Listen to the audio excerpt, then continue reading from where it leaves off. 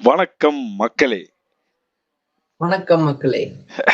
So welcome to Atti talks and Jeff's world. So இந்த ரெண்டு சேனலையும் பார்த்தீங்க அப்படின்னா இப்போ வந்து கிரிக்கெட் தான் வந்துட்டு பிரதானமாக வந்து பேசிட்டு இருக்கோம். ஏன்னா அப்படின்னா ஐபிஎல் சீசன் வந்து நெருங்கி வந்துகிட்டு இருக்குது. 28ஆம் தேதி வந்து ஆரம்பிக்க போகுது. அதுக்கு முன்னாடி ஒவ்வொரு டீமோட ஸ்ட்ரென்த் அண்ட் வீக்னஸ் என்னன்றதை வந்து பார்த்துட்டு இருக்கோம். இதுக்கு முன்னாடி வந்து சிஎஸ்கே அண்ட் ஜிடி ரெண்டு டீமை பற்றி பார்த்தியாச்சு. வீடியோ போட்டாச்சு தனித்தனியாக. அதை வந்து நீங்கள் போய் செக் பண்ணி பாருங்க. இன்னைக்கு வீடியோவில் எல்எஸ்ஜி வந்துட்டு உங்களுடைய ஓப்பனிங் கருத்துக்கள் என்னன்னு சொல்லுங்க. சிம்பிளெல்லாம் மாற்றி யானையெல்லாம் கொண்டு வந்திருக்காங்க. ரிஷப் பண்ணிட்டு போயிட்டு யுவராஜ் கிட்டலாம் ட்ரைனிங் எடுத்துக்கிட்டு இருக்காரு. ஆல்ரெடி சஞ்சு அபிஷேக் சர்மா எல்லாம் ட்ரைனிங் எடுத்து ஒரு பேக் டு ஃபார்ம் வந்தாங்க. இப்போ வந்து அதே மாதிரி இந்த டைம் வந்து பண்டோடைய காலமா இருக்குமா, இறங்கி ஆடு கபிலா அந்த மாதிரி இருக்குமா, இல்ல எப்படி? எனக்கு வந்து ஆனஸ்ட்லி ரிஷப் பண்ட் ரொம்ப பிடிச்சது. ஓகே, ஆனா ஒருத்தரோட டவுன்ஃபாலே வந்து நான் வந்து கண்கூடா பார்த்தேன். ஒருத்தரோட டவுன்ஃபால வந்து கேஸ் ஸ்டடி மாதிரி போட்டு படிச்சேன்னா ரிஷப் பண்ட் தான். அதாவது ஃபர்ஸ்ட் எல்எஸ்சிக்கு அதாவது என்னன்னா எனக்கு என்ன ஞாபகம் இருக்கு, இங்க வந்து ஆக்ஷன் போடும்போது வந்து இங்க 4 மணி ஏர்லி மார்னிங், ஓகேங்களா, 3 மணிக்கு எந்திரிச்சு ஒரு 5 பேரும் பாத்துக்கிட்டு இருந்தோம். மெயின் திங் பண்ட் எங்க போவான் அப்படின்னு எனக்கு வந்து சிஎஸ்கே வாங்கும்னு நம்பிக்கை இருந்தது. அந்த டாக்ஸ் அப்ப வந்துட்டு இருந்தது. ஆமா ஆமா, எங்கிருந்தோ வந்தா ஒருத்தன் கை தூக்கி 27 அப்படின்ட்டு. யாரா நீ உங்ககிட்டலாம் வருவான்னு நான் கனவு நினைச்சு பார்க்கல. அதுல இருந்தே ஒரு மாதிரி பிடிக்காமே போயிடுச்சு. ஓகேங்களா, அவன் ஃபிட்னஸ்ல கான்சென்ட்ரேட் பண்றது இல்லை. ஏன்னா ரொம்ப ஒரு மாதிரி இப்போ 2017 2018 ஐபிஎல்ல வந்து நீங்க பாத்தீங்கன்னா பயங்கர ஒல்லியா இருப்பான். அப்போதான் இந்த படுத்துட்டு அடிக்கிற ஷாட் அதெல்லாம் கனெக்ட் ஆகும். நண்பா நீ இப்பவும் அது அடிக்கணும்னா கனெக்ட் ஆகாது நண்பா. And coming to this team, ஒரு விஷயம் டீமா நல்லா பண்ணிருக்காங்கன்னா ஷமியா வாங்கியிருக்கானுங்க. எப்படிதான் அவங்க ஷமிய கொடுத்து தொலைஞ்சாங்க இந்த எஸ்ஆர்ஹெச். என்னடா ஷமி அவங்கள்ட்ட பேட்டிங்ல 300 அடிச்சாலும் பவுலிங் சுத்தமா இல்ல. நம்ம அந்த டீமுக்கு வருவோம். அண்ட் இவங்க டீம்ல வந்து ஷமியை வந்து சைன் பண்ணிருக்காங்க. ரிஷப் பண்ட் வந்து யுவராஜ் ட்ரைனிங் எடுக்கிறேன். ஆனா வீடியோஸ் பார்த்தேன், அதெல்லாம் பார்த்தாலே நாட் இன்ட்ரெஸ்டட் ரிப்போர்ட் அடிக்கிற மாதிரி தான். பெருசா என்ன தெரிஞ்சு இப்போதைக்கு ப்ரோ ஹஸ் சம் பர்சனல் ஒன்னும் ஆன் யுவராஜ் சிங்.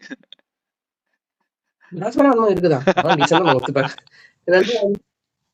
ரிஷப் பண்ட் வந்து எனக்கு தெரிஞ்சு இதுக்கு மேல இந்த ஐபிஎல் நல்லா பர்ஃபார்ம் பண்ணி இந்தியன் டீமுக்கு வரதெல்லாம் ரொம்ப கஷ்டம். இந்தியன் டீம்ல வந்து 11 பேர் ஆடுறாங்கன்னா அந்த 15லயே என்டர் ஆக முடியாது. அதனால வந்து இப்போ இந்த டீம் பத்தி சொல்லணும்னா பெருசா ஒன்னும் இல்ல. என் டீம் எப்படி ஸ்டார்ட் ஆகுதுன்னா அதே Mitch Marsh, Markram, Pooran, Pant, Ayush Badoni, Abdul Samad, Mayank Yadav, Arjun Tendulkar, Mohammed Shami, Nortje, Avesh Khan. Impact வந்து பாத்தீங்கன்னா பிரின்ஸ் யாதவும் ஷபாஸ் அஹமதும்.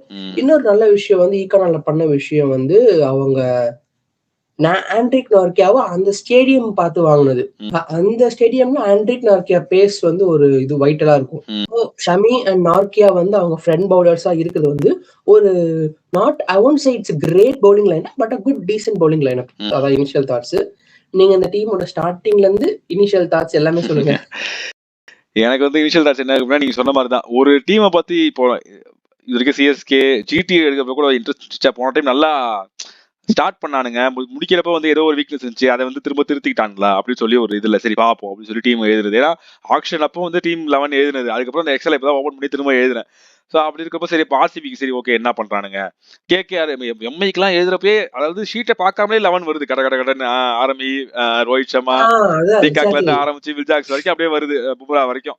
சரி இவனுக்கு என்ன பண்ணிருக்கானுன்னு பார்த்தா ஒரு டீமுக்கு 11 எழுதுறப்பே ஒரு விருப்பப்படாம ஒரு 11 எழுதுனா அது இந்த டீமோட 11 தான். அது ஒரு மாதிரி டென்ஷன் ஆகுது. என்னடா பவுலிங் அட்டாக் இது என்ன பேட்டிங் இது என்ன பினிஷிங் இருக்கா இல்லையா, ஆல்ரவுண்டர் யாரு, எவனை கேட்டாலும் இன்ஜுரி கன்சர்ன்டா இருக்கானுங்க. ஒரு டீமே வந்து பவுலிங்ல வந்து எல்லாருமே இன்ஜுரியா போவானுங்க அப்படின்னா இந்த டீம் தான் நிறைய இன்ஜுரியா இருக்கானுங்க. ஸோ ஒரு மாதிரி போன டைம்ல என்ன மிஸ்டேக் இருக்கோ அதை அப்படியே கண்டினியூ பண்ணி ரிட்டைன் பண்ணி இந்த இதுல கொண்டு வந்திருக்கானுங்க. இவனுக்கு வந்து பிளேயர்ஸ் ரிட்டைன் பண்ணாங்களோ இல்லையோ, போன டைம் இந்த மிஸ்டேக் அப்படியே ரிட்டைன் பண்ணி இந்த பக்கம் கொண்டு வந்துறானுங்க. அதுல வந்து எனக்கு 11ஸ்ல நீங்க சொன்னதுல இருந்து நிறைய சேஞ்சஸ் எனக்கு இருக்குது. அதுல முக்கியமா 6 வரைக்கும் அதே தான். Markram, Marsh, Pooran, Pant, Badoni, Abdul Samad same, அது எதுவும் மாற்றம் கிடையாது. 7ல வந்துட்டு இது வரைக்கும் டாப் இவன்கிட்ட இருக்க இன்னொரு மிகப்பெரிய பிரச்சனை என்னன்னா டாப் 3லயே வந்து எல்லா ஃபாரினர்ஸும் வந்துடுறாங்க. மீறி 4வது ஃபாரினரா நான் எடுத்திருக்கிறது பாத்தீங்கன்னா அசரங்கா நான் எடுத்திருக்கேன். நம்பர் 7 வந்து அசரங்கா, நம்பர் 8 வந்து திக்வேஷ் ரத்தி, நம்பர் 9 வந்து ஆவேஷ் கான், 10 வந்து மோஷின் கான், 11 வந்து ஷமி, 12 வந்து பிரின்ஸ் யாதவ். இதுல பாத்தீங்க அப்படின்னா 4 ஃபாரினர் ஆல்ரெடி நான் சொன்ன மாதிரி அசரங்கா including Prince Yadav, Shami, Mohsin Khan, Avesh Khan 4 foreigners fast bowlers வந்துருவாங்க. திக்வேஷ் ரத்தி அண்ட் அசரங்கா இந்த மாதிரி 2 ஸ்பின்னர்ஸ் வந்துருவாங்க.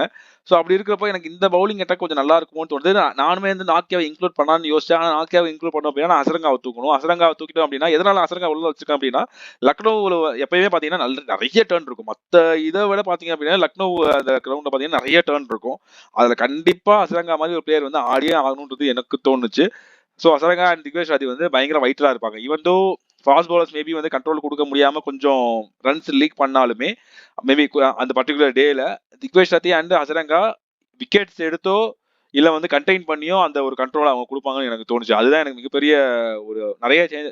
பவுலிங் அட்டாக்ல தான் லோவர் ஆர்டர் தான் உங்க டீமுக்கு எனக்கு நிறைய சேஞ்சஸ் இருக்குன்னு தோணுது. ஸோ இதுதான் என்னுடைய 12. நீங்க சொல்லுங்க. பாசிட்டிவ்ஸ் பத்தி இல்ல பாசிட்டிவ்ல என்ன பிரச்சனை அந்த டீம்ல பாசிட்டிவ்ஸ்க்கே இஃப்ஸ் அண்ட் பட்ஸ் என்ன சிரிக்கிறீங்க சொல்லுங்க. சொல்லுங்க. இல்ல பாசிட்டிவ் பேசுறீங்க, என்ன பேசுறீங்கன்னு பாப்போம் சிரிக்கிறேன். இல்ல இந்த டீம் எடுத்தாலே பாசிட்டிவ்ஸ்ல இஃப்ஸ் அண்ட் பட்ஸ் இருக்கு. ஓகேங்களா? அதுவே ஒரு மாதிரி கேவலம். எனக்கு என்னன்னா இவங்க ஃபுல்லா ப்ரொமோட் பண்றது என்னதான் டாப் 3ல மூணு யாரு ஓவர்சீஸ் பிளேயர் இருந்தாலுமே ரிஷப் பண்ட்ல ஆரம்பிச்சு ஒரு லோவர் மிடில் ஆர்டர் அண்ட் பவுலர்ஸ்ல கூட இந்தியன் கோர் இருக்குன்றானுங்க. டேய் இந்தியன் கோருங்கிறது வேற. நீங்க இந்தியன் பிளேயர்ஸ் வாங்கி போட்டிருக்கீங்க. திலக் வர்மா, ரோஹித் சர்மா, ஹார்திக் பாண்டியா, பும்ரா, ஸ்கை, இதுதான் இந்தியன் கோரு. நீ பிரின்ஸ் யாதவ், திக்வேஷ் சர்த்தி எல்லாம் வாங்கி போட்டு இந்தியன் கோர்னு சொல்லாத, இந்தியன் பிளேயர்ஸ் சொல்லு. ஒண்ணு. இன்னொன்னு ஒரு பாசிட்டிவ் விஷயம் கன்பாரா பேட்டிங். ஓகேங்களா? அவங்க அந்த செம்ம பேட்டிங் இருக்கு.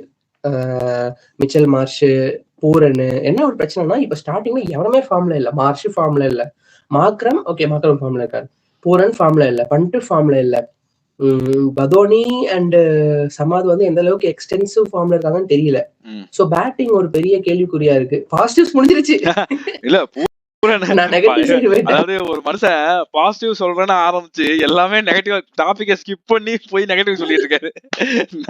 நான் எனக்கு ஒரு 1-2 பாசிட்டிவ் எழுதி வச்சிருக்கேன். அதுல சொன்ன மாதிரி நீங்க சொன்ன மாதிரி இந்த பேர் தான் லைக் மார்க்கம் மார்ஷன் பூரன்றது. அதாவது பூரன் மாதிரி ஒரு முட்டாள நான் பார்த்ததே கிடையாது. அதாவது நேஷனல் டீம்ல இருந்து வெளியே போய் அவுட் ஆஃப் ஃபார்முக்கு போயிட்டான். நான் டீம்ல இருக்கவன் ஒரு ஹெட்மேயர் ஃபார்முக்கு வந்துட்டான், ஹோல்டர் ஃபார்முக்கு வந்துட்டான், ஷெப்பர்டு ஃபார்முக்கு வந்துட்டான், இருக்கிற டீம்ல இருக்க எல்லாமே ஃபார்முக்கு வந்துட்டானுங்க. இவன் வெளியே போய் ஃபார்ம் அவுட் ஆயிட்டு தெரிஞ்சுக்கிட்டு இருக்கான்.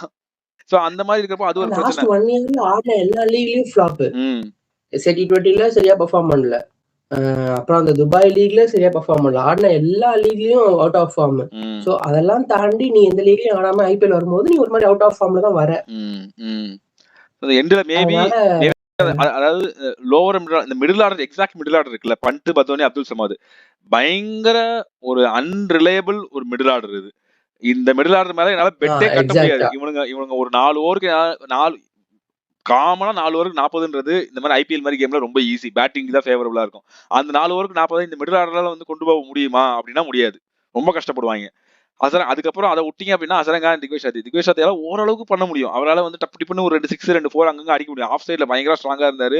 போன டைம் பாத்தீங்க அப்படின்னா பேட்டர் சுழட்டினாரு. அசரங்கா பாத்தீங்க அப்படின்னா உள்ள வர்றப்போ பயங்கரமான பேட்டிங் ஆடுவேன், மத்த லீக் எல்லாம் ஆடி இருக்கேன், இந்த லீக்லயும் நான் ஆட வரேன்னு சொல்லிட்டு நிறைய இதுக்கு முன்னாடி ராஜஸ்தான் எல்லாம் பாத்தீங்க அப்படின்னா நம்பர் 5 எல்லாம் இறக்கி விட்டாங்க, நம்பர் 5 நம்பர் 6 எல்லாம் இறக்கி விட்டாங்க.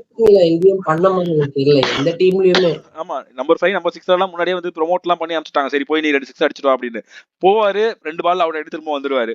சோ ஐபிஎல் இது வரைக்கும் பெருசா பேட்டிங்ல எதுவும் பண்ணதே கிடையாது. சோ இவங்களோட பேட்டிங் திரும்பவும் அந்த டாப் 3 நம்பிதான் இருக்குது. ஜிடிக்கு இதே மாதிரி தான் இருந்துச்சு. அவங்க ஓரளவுக்கு ஹோல்டர் மாதிரி ஒரு பிளேயர், மீதி பிளேயர்ஸ் எல்லாம் வச்சு கொஞ்சம் லோவர் மிடில் ஆர்டர்ல கொஞ்சம் மேனேஜ் பண்ணானுங்க. இவனுங்க டாப் 3 அதை வேற யாருமே ஃபார்ம்ல இல்ல. பண்ட் வேணா இப்ப திரும்பவும் வந்தாரு அப்படின்னா, ஃபார்முக்கு வந்தாரு அப்படின்னா வந்தே ஆகணும். வந்தால் அது இவங்களுக்கு பெரிய பூஸ்டா இருக்கும். அந்த 4 பேரு டாப் 4 பேரை வச்சுக்கிட்டு இவங்க கொண்டு போலாம். இல்ல அந்த ஜிடி ஃபார்ம்ல இருந்தாங்கன்னா அவங்க கொலவெறியான பிளேயர்ஸ். சுப்மன் கில்லாம் நீங்க போன வருஷம் பாத்தீங்கன்னா நேஷனல் டீம்ல அந்த அளவுக்கு ஆடிட்டு இருந்தாரு. சுப்மன் கில்லா இருக்கட்டும், அண்ட் சாய் சுதர்ஷன் இதுல ஆடிட்டு இருந்தாரு, ரஞ்சில. அது இது பட்லர் சொல்லவே தேவை. இவங்க 3 பேர் எங்கேயுமே ஆட மாட்டானுங்க. மாக்ரம் லெஃப்ட் அவுட் பண்ணீங்கன்னா மாக்ரம் கடைசி 1 இயர்ல பெருசா எங்கேயும் ஆடின மாதிரி எனக்கு தெரியல. மார்ஷ் எல்லாம் T20 கேப்டன்சி கொடுத்தாங்க, சூப்பர் 8 வெளியே போயிட்டாங்க.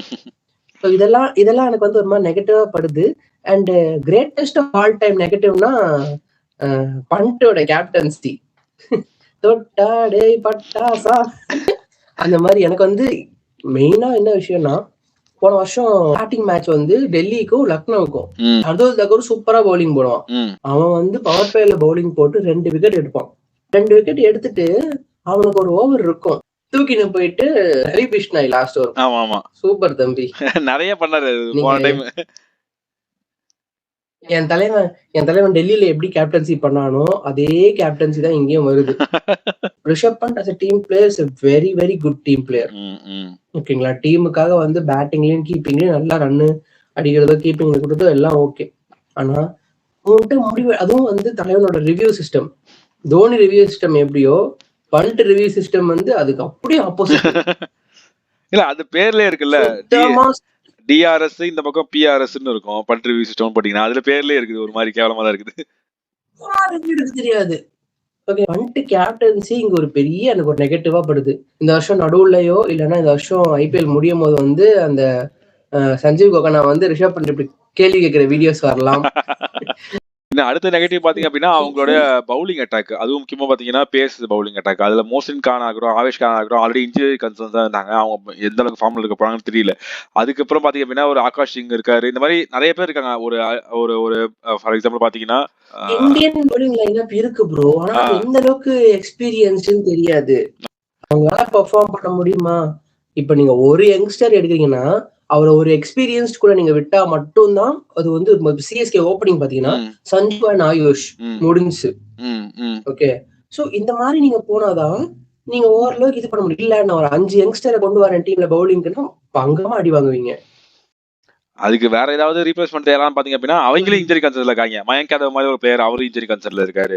ஒரு நவன் திவாரின்னு ஒருத்தர் புதுசா கொடுத்துருக்காங்க, அவரு எப்படி ஆமா அர்ஜுன் டெண்டுல்கர் இருக்காரு, மணிமாறன் சித்தார்த் வந்து சூப்பரா இருக்காரு. ஆனா அவர் எப்படி வந்து இந்த இதுல ஃபிட் பண்ண முடியும்ன்றது தெரியல.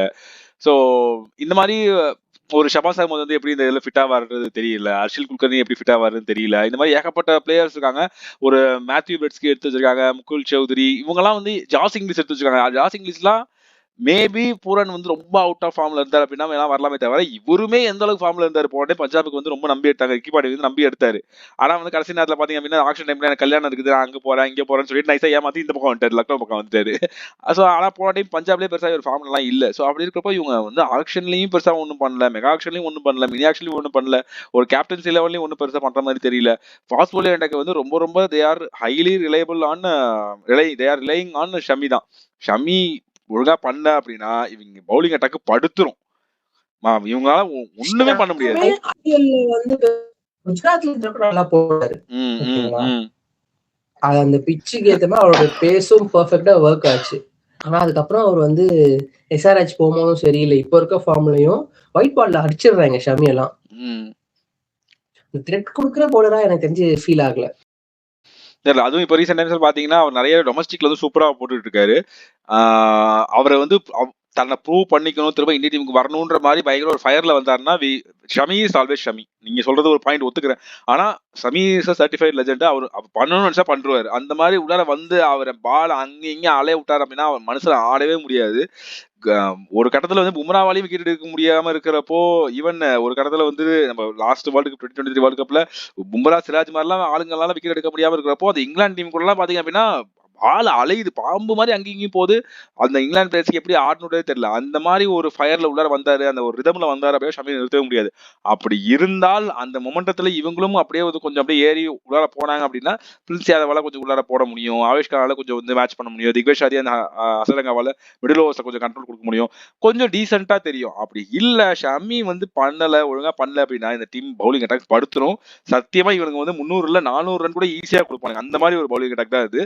சோ எனக்கு அதனால கண்டிப்பா இதெல்லாம் வச்சு பாக்குறப்போ இவங்க வந்து ரீப்ளேஸ்மெண்ட்ஸும் பெருசா எதுவும் இல்ல, பேக்கப்ஸ் பெருசா எதுவுமே இல்லைன்றப்போ இவங்க குவாலிஃபை ஆகிறது கண்டிப்பா 10th பொசிஷன் வரதுக்கு நிறைய சான்சஸ் இவங்க இருக்குது.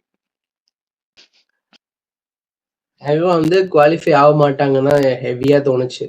ஆர்சிபி நான் இதுல ஹெவியா கான்பிடண்டா இருந்தோம், அதே ஹெவியா நெகட்டிவா தான் சொல்றேன். LSG one qualify. வந்து இவங்க தான் பரிதாபகரமான நிலைமையில இருக்காங்க. இதை நம்ம ஒரு செக்ஷன் மிஸ் பண்ணிட்டோம். அந்த 2 பிளேயர்ஸ் நல்லா பண்ணுவாங்க அப்படின்னா எல்எஸ்ஜிக்கு யாரை சொல்லுவீங்க? என்ன இருந்தாலும் பரவாயில்ல, நீங்க 2 பேர் சூஸ் பண்ணி தான் ஆகணும். நீங்க ஒரு பிளேயரே 2 டைம் சொன்னாலும் பரவாயில்ல, நீங்க சூஸ் பண்ணி தான் ஆகணும். வந்து நீங்க சொன்ன மாதிரி நான் ஷமி அண்ட் மார்க்ரம் சொல்லுவேன். ஏன்னா மார்க்ரம் சொல்ற ரீசன் வந்து இந்த ஓடிஐ வேர்ல்ட் கப்லயும் சரி அதுக்கு முன்னாடி இந்த சீரீஸ்லயும் மனுஷன் பயங்கர ஃபார்ம்ல இருந்தாப்ல. So Markram and Shami for LSG. நீங்க சொல்லுங்க. எனக்கு வந்து இந்த பேரை சொன்னா கண்டிப்பா நீங்க திட்டுவீங்கன்னு தெரியும். இருந்தாலும் நான் சொல்றேன். ரிஷப் பண்டோட ஏரா இருக்கும்னு எனக்கு தோணுது. எனக்கு என்ன ஒரே ஒரு விஷயம்னா, அதாவது டெல்லி கேபிட்டல்ஸ் இஸ் வாட் என்ன சொல்றது மேட் யூ. இன்னைக்கு நீ தெரிய வரனா நீ அந்த கிளப்ல இருந்து ஆட வர. ஓகேவா? அதனால வந்து எனக்கு இப்போ ரீடைன் பண்ணும்போது 18 தான் வந்து பேஸ் ஒரு பிளேயருக்கு அதிகமா. ஓகே 23 கோடி கேட்டாப்ல. உனக்கு 23 கோடி கொடுத்துட்டு நான் எப்படி டீம் டெவலப் பண்றதுன்னு தான் டெல்லியோட மெயின் கன்சர்ன். நான் ஆக்ஷனுக்கு போறேன் அப்படின்னு சொல்லிட்டு 27 கோடிக்கு போனாப்புல. ஓகே அதெல்லாம் வந்து எனக்கு ரொம்ப அன்வான்டா பட்டுச்சு. அன்வான்டா காசு சம்பாதிக்கிறது ஒரு விஷயம் தான், உனக்கு நீ சம்பாதிச்சுக்கலாம். ஆனா அந்த ஒரு ஃபார்மே சுத்தமா அவுட் ஆயிட்டு போன வருஷம் எல்லாம் பாத்தீங்கன்னா ஒன் ஆஃப் தி கிரேட்டஸ்ட் கேவலமான இயர். அந்த ஆர்சிபி கூட அடிச்ச 100ம் சிஎஸ்கே ஒரு 50-60 இடமா அடிப்பாப்புல. அதை மட்டும் எடுத்துட்டீங்கன்னா மச்ச எல்லா மேட்ச்லயும் கேவலமான பெர்ஃபார்மன்ஸ். அடிச்சா சந்தோஷம் தான், அடிக்க மாட்டாங்க என்னுடைய கன்சர்ன். எனக்கு வந்து அப்படியே ஆப்போசிட்டா மேபி நான் வந்து அதான் அடிக்க மாட்டான்னு சொல்றப்போ மேபி வரலாமோ பட்டு அடிக்க ஆரம்பிச்சா அதாவது இந்த டீம் கொஞ்சம் உருப்படணும் அப்படின்னா நீங்க சொன்ன மாதிரி ஷமி, நான் ஆல்ரெடி சொன்ன மாதிரி ஷமி பவுலிங்ல வந்து அவர் பண்ணா உருப்படும், பேட்டிங் இந்த பக்கம் பண்ட் அடிச்சா உருப்படும். ஸோ அதனால பண்ட்டை நான் வந்துட்டு சூஸ் பண்றேன். இந்த பக்கம் வந்து பவுலிங்ல எனக்கு திக்வேஷ் ரத்தி. ஸோ அவர் வந்து போன டைம் சூப்பராக வந்து போட்டு கொடுத்தாரு, நிறைய சிக்னேச்சர்லாம் போட்டு கொடுத்தாரு. இந்த டைம் நிறைய சைன் போடுவாருன்ற மாதிரி எனக்கு தோணுது. பேட்டிங்லயும் கொஞ்சம் வந்து ஓரளவுக்கு ஆடி கொடுப்பாரு. ஸோ அதனால வந்து திக்வேஷ் ரத்தியை வந்து நான் வந்து சூஸ் பண்றேன். ஸோ இதுதான் வந்து இந்த 2 பிளேயர்ஸ் ஸ்டார் பிளேயர்ஸ். ஸோ இதான் மக்களே இந்த வீடியோக்கான வந்து எங்களுடைய கருத்துக்கள். இந்த வீடியோ பிடிச்சா லைக் பண்ணுங்க, ஷேர் பண்ணுங்க, மறக்காம 2 சேனலுக்கும் சப்ஸ்கிரைப் பண்ணி வச்சுக்கோங்க, பக்கத்துல இருக்க பெல் ஐகானை கிளிக் பண்ணிக்கோங்க. இதே மாதிரி இன்னொரு சூப்பரான வீடியோவோட உங்களை வந்து மீட் பண்றோம். நன்றி, வணக்கம்.